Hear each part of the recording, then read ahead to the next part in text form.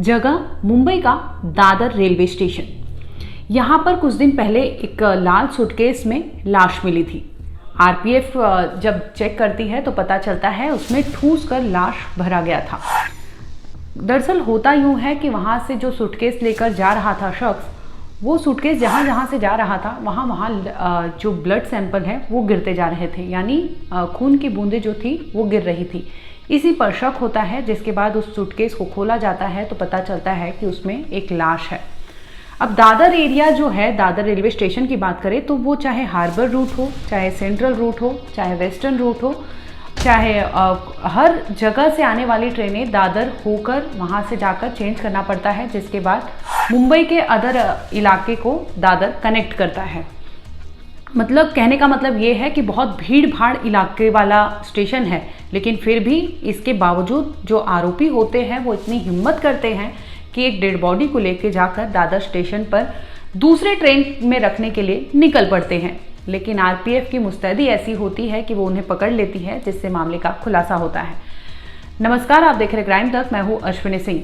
ये केस आपको पहले भी बताया गया था, लेकिन इस केस को लेकर अब नया ट्विस्ट सामने आया है। दरअसल इस केस को छानबीन कर रही थी पुलिस। लगभग 12 टीमें तैनात की गई थी जो लगातार इस केस को सॉल्व करने में जुटी हुई थी, क्योंकि ये मामला जितना सीधा दिख रहा था उतना सीधा था नहीं, क्योंकि जो मरने वाला था वो भी मुकबधीर था। इसके साथ ही जो आरोपी उस सूटकेस को ठिकाने लगाने जा रहा था, उसे जब पकड़ा गया तो वो भी मुकबधीर निकलता है।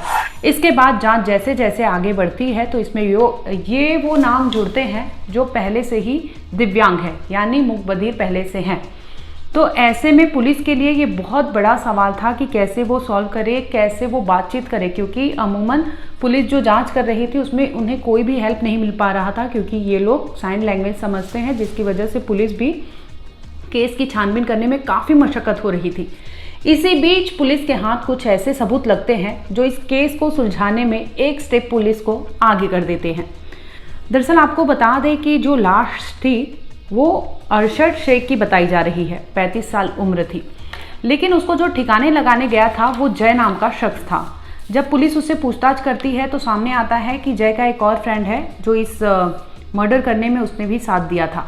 2 नाम सामने आते हैं, जय के अलावा 2 नाम सामने आते हैं, जिसके बाद पुलिस उन तक भी पहुंचती है। तब खुलासा होता है कि जय और दूसरा जो नाम होता है वो अरशद, यानी जो विक्टिम है अरशद, उसी की पत्नी का नाम सामने आता है रुखसाना, शिवजीत और जय। ये 3 नाम सामने आते हैं जो ये बता रहे थे कि ये तीनों ही संदिग्ध है, आरोपी है जो अरशद के मर्डर में शामिल थे। अब पुलिस तीनों के मोबाइल फ़ोन को भी खंगालती है और तीनों सही पाती है कि ये लोग ने ही कहीं ना कहीं हो कि मर्डर को अंजाम दिया था।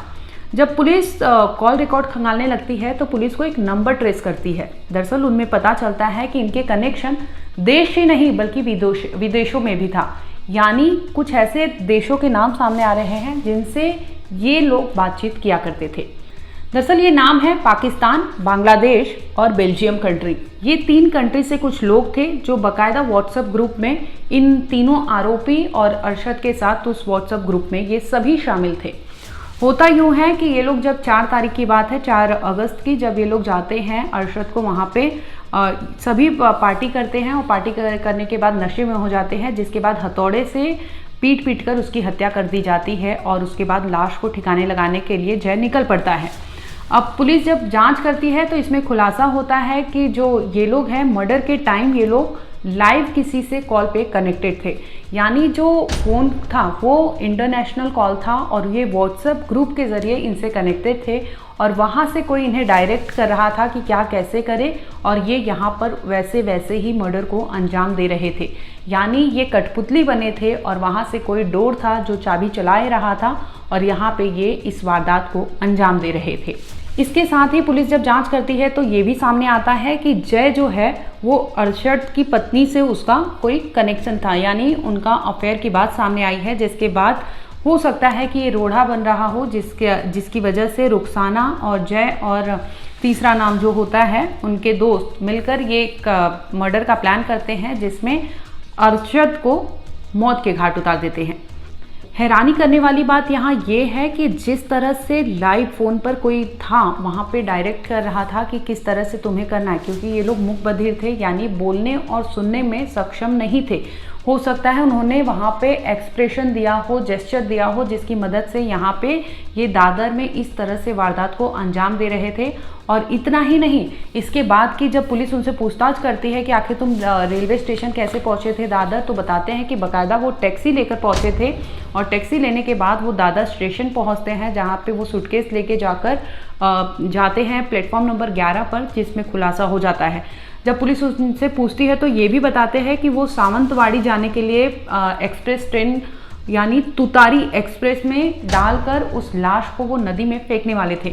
हालांकि रेलवे टीम से जब पूछी गई तो उन्होंने बताया कि ये करना बेहद मुश्किल होता है, क्योंकि चलती ट्रेन से आपको कोई भी भारी सामान नीचे फेंकना ये लगभग नामुमकिन होता है। लेकिन इनका प्लानिंग यही था कि ये जो अरशद होता है यानी कल्प्रिट जो विक्टिम है उसकी बॉडी को सूटकेस में डाले थे और ये लेके जा रहे थे सावंतवाड़ी में नदी में फेंकने के लिए। लेकिन इससे पहले ही पुलिस के हत्थे चढ़ जाते हैं, जिसके बाद पुलिस तीनों को धर लेती है और पूछताछ करती है। जिसके बाद पुलिस टैक्सी ड्राइवर को भी तलाशी कर रही है कि जैसे भी उसे मिल पाए और ये कड़िया जो है, तमाम कड़िया सामने आई है, उसे जोड़ा जा सके।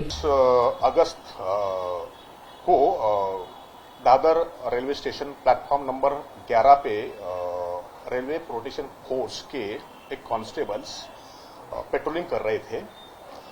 उस टाइम में रात को तकरीबन 11 बजे 11:30 के दरमियान 11 नंबर के प्लेटफॉर्म पे एक अननोन आदमी अपने हाथ में एक ट्रॉली बैग लेके जा रहा था। उस बैग से खून के बूंद बाहर निकल रहे थे। तो उनको उसके बारे में डाउट आया और उन्होंने उस आदमी को ताबे में लेके उस बैग खोला तो उनको उस बैग में एक अंदाजा 30-35 साल के एक आदमी का उसमें नेकेड आदमी का शव मिला, बॉडी मिल गई। और उस बॉडी के ऊपर कुछ जख्म थे, खून आ रहा था उसके अंदर। उस इंट्रोगेशन से पता चला कि उसका दोस्त है उल्लासनगर में रहने वाला, उसके साथ मिलके तारीख 5 अगस्त को शाम को 8:30-9 के करीबन वो एक दूसरे के दोस्त थे। जो मृतक आदमी है वो और मारने वाले दोनों एक दूसरे के दोस्त थे, साथ में क्रिकेट खेलते थे और हर हफ्ते में मोस्टली इतवार मतलब संडे को वो यहाँ पायदुने के जहाँ पे यहाँ ये रहता था उसके घर में मिलते थे और वहाँ वो ड्रिंक्स वगैरह करते थे। तो उस तारीख को 5 तारीख को शाम को 8:30 के दरमियान ये तीनों ड्रिंक्स करने के लिए उस जगह पे आए थे और ड्रिंक्स करते वक्त तीनों में झगड़ा हो गया और झगड़े में ये दोनों शख्स ने जो मृतक है अरशद अली उसको